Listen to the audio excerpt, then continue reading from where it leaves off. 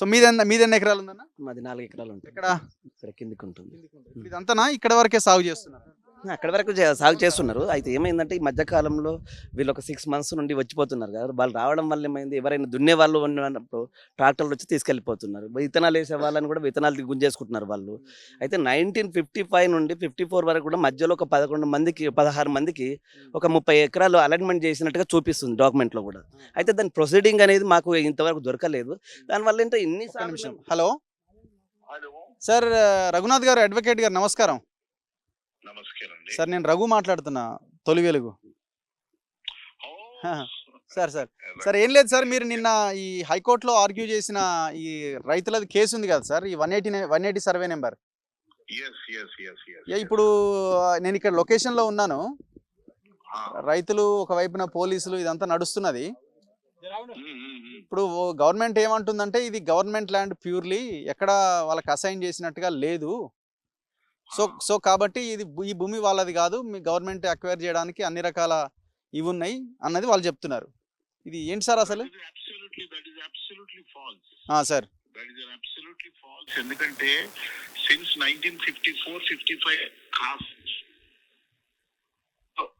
Survey record, revenue record, which అది చాలా స్పష్టంగా రైతులందరూ కబ్జాలో ఉన్నారు, రైతులు వ్యవసాయం చేసుకునేటువంటి రెవెన్యూ రికార్డ్స్ ఉన్నాయి. దాని తర్వాత వాళ్ళు శిస్తు పే చేసినటువంటి రికార్డ్స్ ఉన్నాయి. పైసల పట్టి అనేటటువంటి రెవెన్యూ రికార్డ్స్ లలో పేర్లు కూడా నమోదైనాయి. 1994-95 వరకు కూడా వాళ్ళ అన్ని రికార్డ్స్ లలో ఉన్నాయి. అయితే ఇప్పుడు ప్రభుత్వ భూమి అంటే ప్రభుత్వ భూమి అనేటటువంటిది చాలా తప్ప they are bound to give pattas to them. They are all landless, poor, scheduled caste people, Dalit, who doesn't have any land. ఇదే నేను ఆర్గ్యూ చేసింది. ఇది ప్రభుత్వము ఆదేశిక సూత్రాలు, directive principles of state policy ప్రకారంగా a landless poor should be given a land.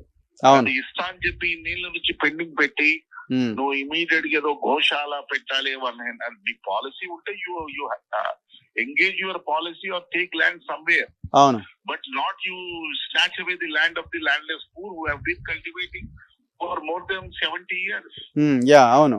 అదే నిన్న ఆర్గ్యుమెంట్స్ చేస్తే జడ్జి గారు he was convinced. ఎలాంటి బలవంతంగా వాళ్ళ నుంచి కోయర్సివ్ స్టెప్స్ తీసుకోవద్దని ఆర్డర్ ఇవ్వాలనుకున్నాడు. కానీ అయినప్పటికీ ఏం చేశాడంటే కొద్దిగా మాడిఫై చేసి subject to the result of the high court లో వేసిన రిజల్ట్ బట్టి ముందుకు పోవాలి. అదే విధంగా రైతులు పెట్టినటువంటి representative interim orders. Okay, yeah. So due to process మీరు లీగల్ గా ప్రొసీడ్ అవ్వాలని కూడా ఏదో అన్నట్టున్నారు. హలో సార్ ఇప్పుడు లీగల్గా సార్, ఇప్పుడు గవర్నమెంట్ అనుకుంటే లీగల్గా ఇప్పుడు వీళ్ళ పేరుతో రికార్డ్స్లో ఎక్కడా లేదు అని చెప్పి బుల్డోజ్ చేయడానికి అవకాశం ఉందా? లేదు, అవకాశం లేదు. చట్ట ప్రకారంగా అట్లా బుల్డోజ్ చేయడానికి వీల్లేదు.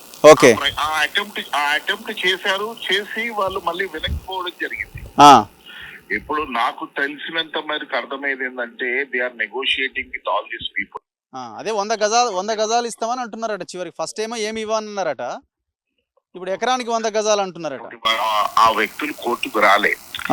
ఎవరైతే మాకు ఈ 100 గజాలు కాదు, ఇన్నేళ్ళ నుంచి మేము చేసుకుంటున్నాం అనేటటువంటి వ్యక్తులు గట్టిగా నిలబడ్డటువంటి ఒక 26-27 మందితో నేను రిట్ చేశాను. అవును. సో 100 గజాలు పోయడం అనేది ఒక ప్లాట్ జీవనోపాధి పోయిన తర్వాత తీసుకొని ఏం చేస్తాం? అవును. అయినా ఇది కమర్షియల్ కాదు కదా సార్, 111 ఏరియా ఇది.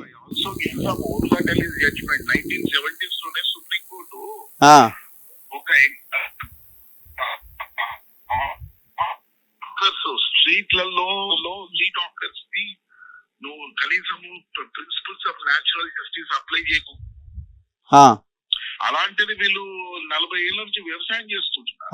అవును. కాబట్టి దాదాపు 70 ఏళ్ళ నుంచి వ్యవసాయం చేసుకుంటూ వాళ్ళకి అన్ని ఆధారాలు ఉన్నాయి, బోర్వెల్స్ ఉన్నాయి. నువ్వు ఈ రోజు అలా తీయడానికి అయితే వీల్లేదు. అందుకే వాళ్ళ వైపు నుంచి ఏంటంటే they are trying to persuade the farmers that 400 గజాలు ఇస్తాము, 500 గజాలు ఇస్తాము, మీరు మీకు ఎప్పటికీ రావని ఒక భయభ్రాంతులకు గురి చేసి వాళ్ళని కొద్ది అలాంటి ఇబ్బందికరమైన పరిస్థితి తీసుకోవాలనుకుంటున్నారు. Right right sir, thank you. So constitutionally sir Raghu sir రాజ్యాంగబద్ధంగా ఒక ఎంక్రోచర్ అయినప్పటికీ ఒక భూమి ప్రభుత్వ భూమిలో తను వ్యవసాయం చేసుకుంటూ జీవిస్తూ కొంతకాలం ఉన్న వ్యక్తి అయినప్పుడు అది ప్రభుత్వ భూమి అయినా కానీ నువ్వు you cannot throw in like a disposal glass. అవును అవును. You can't throw it. You should give first notice. Encroachment act ఇవ్వాలి, అవకాశం ఇవ్వాలి. There are many GOs landless poor కి బిలో 5 acres ల్యాండ్ ఇవ్వాలని ఉంది, చట్టం ఉంది. ఇవన్నీ అప్లై చేయాలి. ఈ కోణం నుంచి మీరు చేయండి, బాగుంటుంది. Right sir, thank you. Nice right, thank you. So ఇది నిన్న హైకోర్టులో ఆర్గ్యూ చేసిన, వీళ్ళ పక్షాన ఆర్గ్యూ చేసిన రఘునాథ్ గారి స్టేట్మెంట్ ఇది. ఆయన ఇదే ఆర్గ్యుమెంట్ అక్కడ కూడా వినిపించడం జరిగింది. కోర్టు కూడా చాలా సీరియస్గా ఈ అంశాన్ని తీసుకున్నది, వ్యాఖ్యలు కూడా చేసింది. న్యాచురల్ జస్టిస్ అనేది ఒకటి ఉంటుంది. ప్రభుత్వ భూమి అంటే ఎవరిదండి? ప్రజలదే కదా భూమి. ల్యాండ్లెస్ పూర్ పీపుల్కి ఆ భూమిని ప్రభుత్వాలు ఇవ్వాలి. మీరు వేరే కార్యక్రమాల కోసం ప్రజలు లేని భూమిని ఇవ్వాలి. ఒకవేళ ప్రజలున్న భూమి మనకు కావాలి అని అనుకున్నప్పుడు ల్యాండ్ అక్విజిషన్లో భాగంగా వాళ్ళు కోరుకున్న పరిహారం వాళ్ళకి ఇవ్వాలి. 2013 భూసేకరణ చట్టాన్ని తీసుకొచ్చింది కూడా మీ యూపీఏ గవర్నమెంటే, ఆనాడు కాంగ్రెస్ గవర్నమెంటే. మరి ఇంత ఇదిగా ఉన్న తర్వాత ఏ రకంగా ఇంత ఓపెన్గా బుల్డోజ్ చేస్తారు?